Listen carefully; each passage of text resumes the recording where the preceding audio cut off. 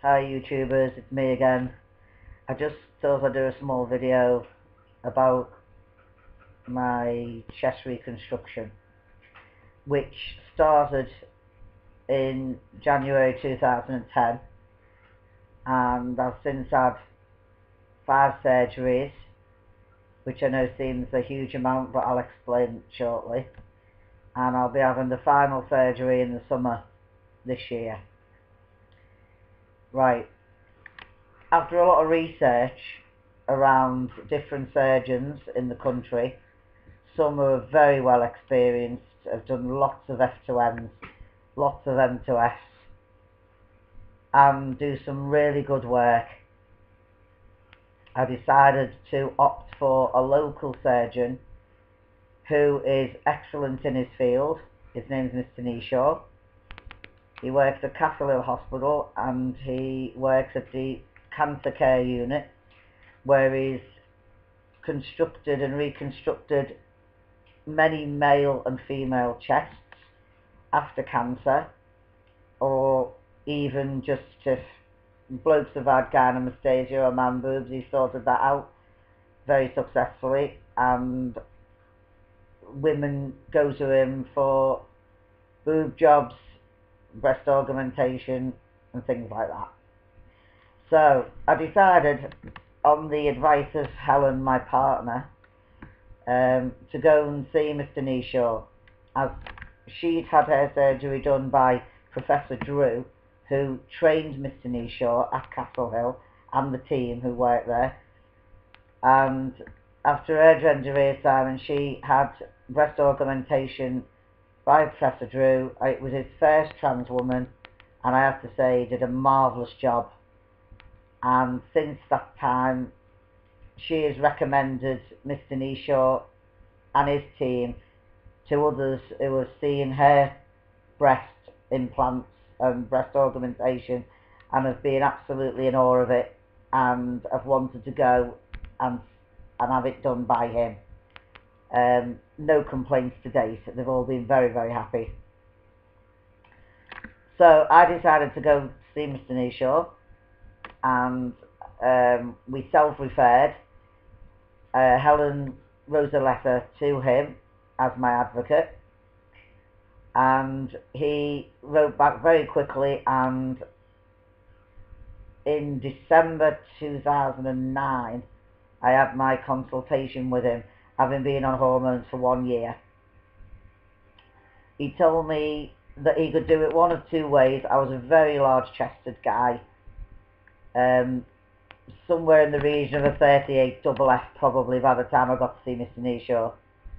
I've been wearing 2 double fronted binders since 2007.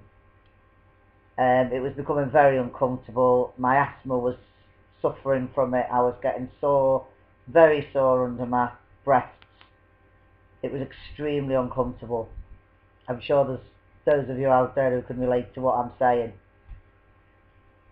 He saw me, told me he could do the bilateral mastectomy, or he would prefer if I would go down that route, as I was his first trans man, to do the peri-areoli technique and go in through my areoli. He said this would take a number of procedures because it was his first time on a trans man. He showed me how he was going to do this. He drew me numerous diagrams, and he showed me both ways that he could do it. And I said to him, well, if you think you can do peri-areoli on me, minimal scarring, I would really like to go down this route, even though it will take a lot longer. So he said, yeah, I really would like to do that for you, and I'll do, as much as it takes to get your chest the way you want it. So I got my appointment for my first surgery in January 2010. Within 4 weeks of him doing the consultation, he had said to me previous in the consultation that it could take up to 13 weeks, but he would try and get me in as soon as possible if he had a cancellation but he would have to put his cancer patients first, which I said, yeah, absolutely. I've got absolutely no problem with that. You know, to me, that is how it has to be. Anyway, he did get me in the January, and I went in, had my first liposuction. I then had to wear a binder for 6 weeks, 24/7, to help the skin to shrink. I went back in May for my second liposuction, again wearing the binder for 6 weeks, 24/7, for more shrinkage. So every time he did this, the chest was shrinking back and back and back, and the fat was reduced. So by the time it came to my first chest lift, that was going to be in the November, which was in between the first and second stage of my phalloplasty. I was ready to have the chest lift, and I went in and I had the first chest lift. He removed my areolae, nipples, and put them on pedicles, which kept them alive. He'd warned me I might lose sensation. He'd warned me they might die, but that's his duty of care. That's his legal obligation to do that. So I'd signed a form to say, yes, I understood that the risks were that this could happen to me. And I went ahead with the operation. I was very pleased with the outcome. I knew this wasn't the end of everything. And he told me that there could possibly be another 2 or 3 operations. I had no further chest surgery until the following May, so 2011. And I had got back certain sensation in the nipples. I could feel everything. Wasn't a sexual sensation, but I had feeling, which was great. It was alive, so I was happy with that. I liked the way things were progressing. I liked the look of my chest. Pictures of this can be found on F2M UK on the Yahoo groups, and phalloplasty surgery info also on Yahoo groups. My pictures are there of my chest. So I went back in May. I had further liposuction,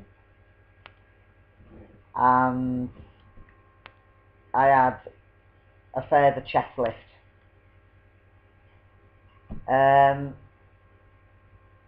That went very well. The chest lift actually was after that liposuction in the September, sorry. And that went very well. He reduced the areolae, made them smaller, tightened everything up, took away some more fat, and it looked absolutely, you know, it was coming on a treat. I was really pleased with it.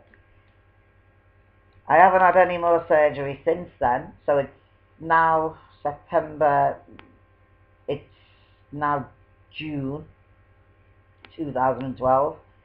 So we're almost a year since the last surgery, and in summer he's due to finish off, do any tidy up, take away any dog ears, tighten me up again, make the areolae smaller, and any liposuction that needs doing he'll do then.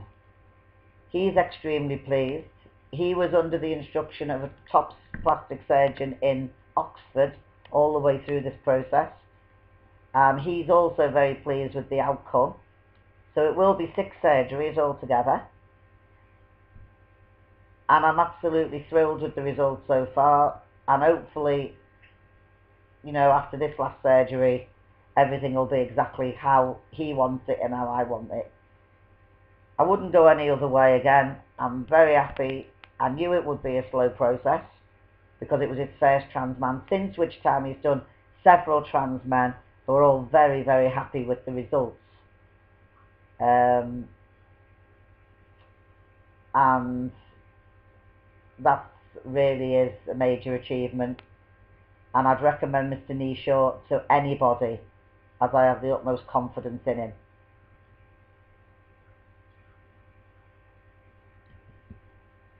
Just to refresh, Mr. Kneeshaw does do bilateral mastectomy and chest reconstruction as a general rule on larger guys.